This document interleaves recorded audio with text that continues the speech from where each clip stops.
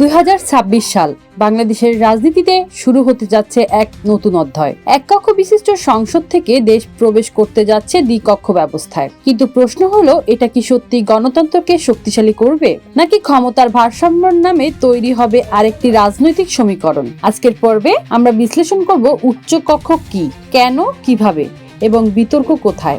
এতদিন বাংলাদেশের জাতীয় সংসদ ছিল এক কক্ষ বিশিষ্ট। 300টি সাধারণ আসন এবং 50টি সংরক্ষিত নারী আসন নিয়ে গঠিত হতো নিম্নকক্ষ। কিন্তু জুলাই জাতীয় সনদ অনুযায়ী 2026 সাল থেকে এই কাঠামো বদলাচ্ছে। বর্তমান 300 আসনের সংসদ হবে নিম্নকক্ষ, আর নতুন করে যুক্ত হবে 100 আসনের উচ্চকক্ষ। নিম্নকক্ষ সরাসরি জনগণের ভোটে নির্বাচিত হবে। এখানেই বাজেট, অর্থ বিল এবং রাষ্ট্রের মূল আইন প্রণয়নের ক্ষমতা থাকবে। কিন্তু উচ্চকক্ষের ভূমিকা কি? উচ্চকক্ষের মূল কাজ হবে নিম্নকক্ষে পাশ হওয়া বিলগুলো পুঙ্খানুপুঙ্খভাবে পর্যালোচনা করা, ভুলভ্রান্তি যাচাই, পুনর্বিবেচনা, সংশোধনের সুযোগ তৈরি করা। 100 সদস্যের এই কক্ষ গঠিত হবে PR পদ্ধতি অনুযায়ী, অর্থাৎ যে দল যত শতাংশ ভোট পাবে সেই অনুপাতে আসন পাবে। ধরা যাক কোন দল 40% ভোট পায়, তাহলে তারা উচ্চকক্ষে পাবে 40টি আসন।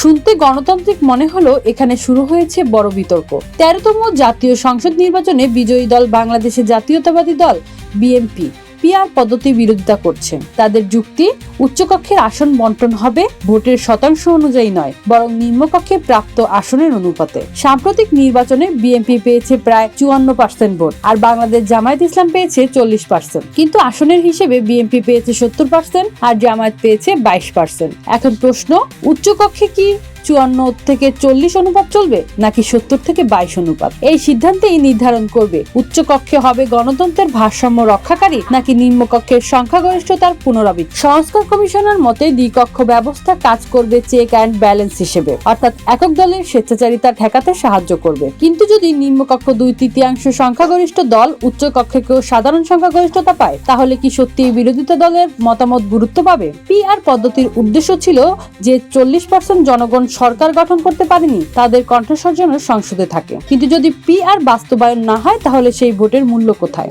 নতুন 100 জন সদস্য, তাদের বেতন, ভাতা, প্রশাসনিক কাঠামো রাষ্ট্রের উপর তৈরি করবে অতিরিক্ত অর্থনৈতিক চাপ। 2 স্তরের পর্যালোচনার কারণে আইন পাশের প্রক্রিয়া হবে দীর্ঘতর। জরুরি আইন দ্রুত পাশ করা কঠিন হতে পারে। আরো একটি আশঙ্কা, উচ্চকক্ষ কি পরাজিত প্রার্থীদের পুনর্বাসন কেন্দ্র হয়ে উঠবে? ধরা যাক কোনো বিতর্কিত প্রার্থী নির্বাচনে হেরে গেলেন, তবুও দলীয় প্রভাব খাটিয়ে তিনি উচ্চকক্ষে প্রবেশ করতে পারেন। তাহলে কি জনগণের প্রত্যাখ্যানের মূল্য থাকবে? দ্বিকক্ষ সংসদ একটি ঐতিহাসিক পরিবর্তন। এটি দেশের রাজনীতিতে স্থিতিশীলতা আনতে পারে, আবার ক্ষমতার ভারসাম্য ভেঙেও দিতে পারে। সবকিছু নির্ভর করছে উচ্চকক্ষ গঠনের পদ্ধতির উপর। এটি কি হবে জনগণের ভোটের সঠিক প্রতিফলন, নাকি হবে সংখ্যাগরিষ্ঠদের আরেকটি শক্ত ঘাঁটি? 2026 সালের বাংলাদেশ গণতন্ত্রের নতুন পরীক্ষা দিতে যাচ্ছে। প্রশ্ন রয়ে গেল, এই পরীক্ষা কি আমাদের গণতন্ত্রকে আরো পরিপক্ক করবে, নাকি তৈরি করবে নতুন বিতর্কের